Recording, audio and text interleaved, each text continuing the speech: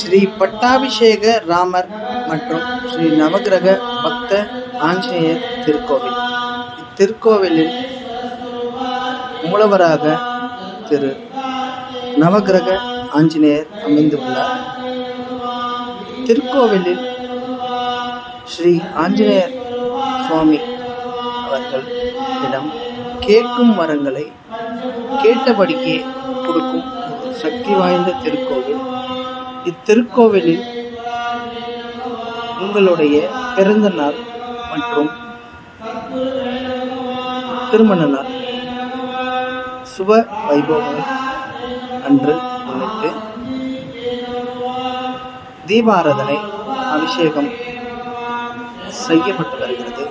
நீங்களும் உங்களுடைய அந்த ஒரு சிறப்பான நாளை ஒரு இறை சக்தி இறை ஆசீர்வாதத்துடன் கொண்டாட மகிழ்விக்க